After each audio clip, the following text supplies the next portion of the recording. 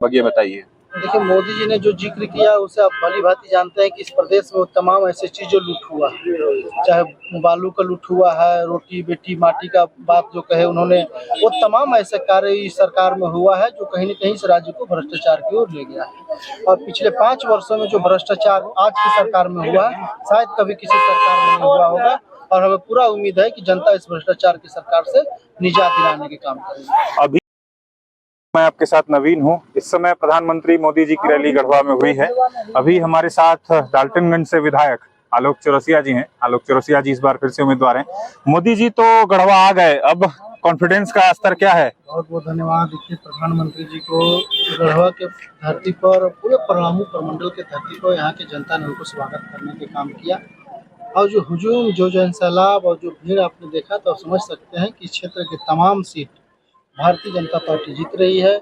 और भारतीय जनता पार्टी के नेतृत्व में इस प्रदेश में सरकार बनेगी। नरेंद्र मोदी जी ने अपना मंत्र कार्यकर्ताओं को दिया है कि घर घर जाकर अपनी कमल का फूल खिलाने के लिए जनता के बीच में जाइए और जनता से आशीर्वाद लेने। मोदी जी ने बालू का जिक्र किया, मोदी जी ने रोटी बेटी माटी का जिक्र किया, तो सीधे तौर पर ये आप लोग इतने ओवर कॉन्फिडेंस में है या आज की संख्या कितनी रहे लगभग ये बताइए। देखिए, मोदी जी ने जो जिक्र किया उसे आप भली भांति जानते हैं कि इस प्रदेश में वो तमाम ऐसी चीज जो लूट हुआ है, चाहे बालू का लूट हुआ है, रोटी बेटी माटी का बात जो कहे उन्होंने, वो तमाम ऐसे कार्य इस सरकार में हुआ है जो कहीं न कहीं इस राज्य को भ्रष्टाचार की ओर ले गया है। और पिछले 5 वर्षों में जो भ्रष्टाचार आज की सरकार में हुआ है, शायद कभी किसी सरकार में नहीं हुआ होगा।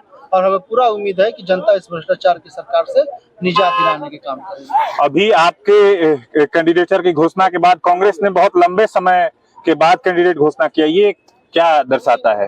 कांग्रेस के पास कोई ऐसा कुनबा नहीं है, कांग्रेस के पास कोई ऐसा लक्ष्य नहीं है। उनको पास भारतीय जनता पार्टी के प्रत्याशियों को विरोध में लाने के लिए, उनके विधानसभा में प्रत्याशी उतारने के लिए कोई ऐसा नहीं था।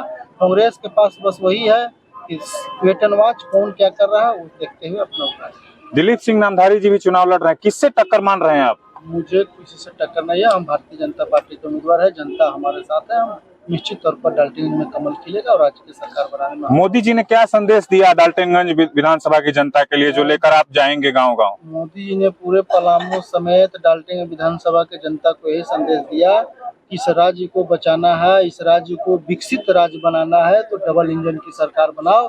केंद्र में भाजपा एनडीए की सरकार, भाजपा की सरकार, और राज्य में भी एनडीए भाजपा की सरकार हो। ये इसके लिए उन्होंने हम सबों को बोला और इस क्षेत्र की जनता को उन्होंने बोला आशीर्वाद। बहुत बहुत धन्यवाद। हमारे साथ आलोक चौरसिया जी थे। आलोक चौरसिया जी डाल्टनगंज विधानसभा से विधायक हैं और वर्तमान में भारतीय जनता पार्टी के प्रत्याशी हैं डाल्टनगंज से। आप झारखंड मेल देख रहे थे। आप